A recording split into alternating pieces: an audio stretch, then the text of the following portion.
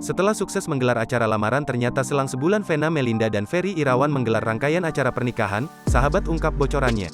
Kini, Vena Melinda telah resmi bertunangan dengan Ferry Irawan. Keduanya sukses menggelar acara lamaran di depan Kuwait Pantai Mutiara, Jakarta Utara, Rabu, tanggal 9 Februari tahun 2022. Pada prosesi lamaran tersebut keduanya mengenalkan masing-masing keluarga. Vena Melinda turut menghadirkan kedua putranya Verrell Bramasta dan Atala Naufal, termasuk si kecil Vania. Vena Melinda tampil cantik mengenakan gaun dan terlihat elegan. Begitu juga dengan Ferry Irawan yang tampil segar dan gagah mengenakan baju senada dengan calon istrinya itu. Acara lamaran Vena Melinda dan Ferry Irawan digelar secara outdoor.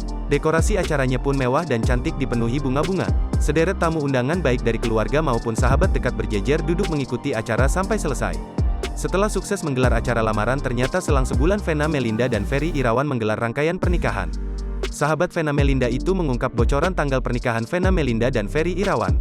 Hal ini diungkapkan oleh sahabat sekaligus pihak WO pernikahan Vena dan Ferry, dikutip tribunjabar.id dari Nitnote, Kamis, tanggal 10 Februari tahun 2022.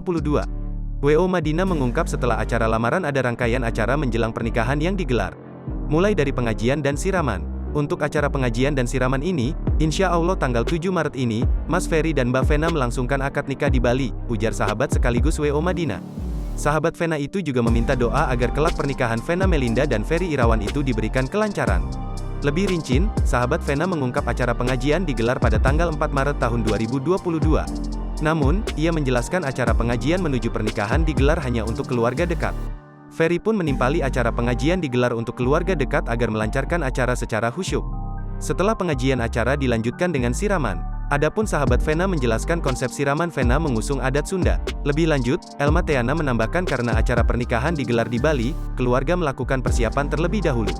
Elma mengatakan para keluarga mulai berangkat ke Bali dari tanggal 5 Maret tahun 2022 karena pernikahan digelar pada tanggal 7 Maret tahun 2022.